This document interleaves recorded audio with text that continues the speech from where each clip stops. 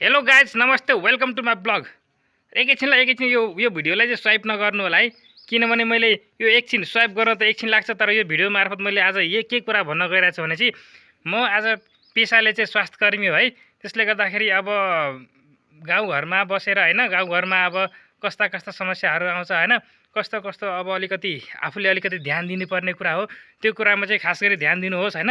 हल्का चाहिँ आफ्नो स्वास्थ्यलाई चाहिँ गर्नुहुन्छ भन्ने चाहिँ मैले एउटा सानो चाहिँ कुरा आफ्नो मनमा धेरै दिनदेखि कुरा लागिरहेको थियो कि जस्तै हाम्रो अहिले के छ भने चाहिँ अहिले घरै पिछु प्रेसरको बिरामी घरै पिछु हामी भेट्छौँ होइन, घरै पिछु भेट्छौँ। अब त्यसमा पनि के हुन्छ भने चाहिँ कोही कोहीलाई अब प्रेसर अलिकति टाउको दुखो गयो होइन, आजभोलि पहिलाको जस्तो छैन, आजभोलि त अलिअलि कोही जान्छन् पनि है, यसो प्रेसर आज टाउको दुख्दैछ आज प्रेसर चेक गराउनु जान्छ होइन।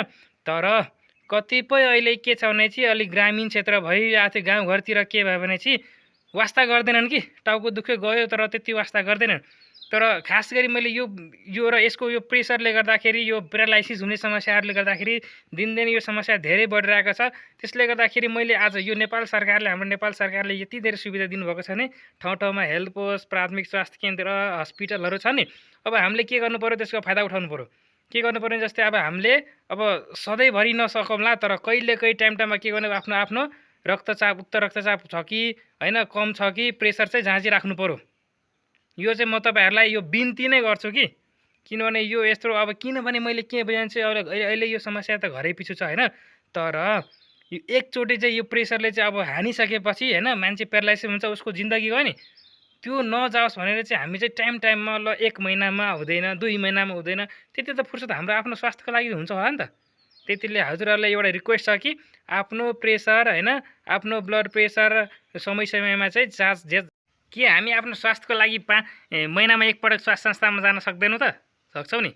त्यसले गर्दाखेरि हामीसँग अब अहिले यत्रो सुविधा भएको सुविधालाई चाहिँ सुविधालाई ल जाउँ न, आज घुम्दै जाँदाखेरि घुम्दै ल आज घुम्न जाउँ, आज यहाँ नजिकै रहेछ, यो कामले गएको थियो यहाँ नजिकै छ, त्यहाँ जाउँ न त। यसो प्रेसर आफ्नो स्वास्थ्य पनि हेरिन्छ, किनभने सबभन्दा ठुलो स्वास्थ्य नै हो, त्यो कुरा चाहिँ ध्यान राख्नु पऱ्यो।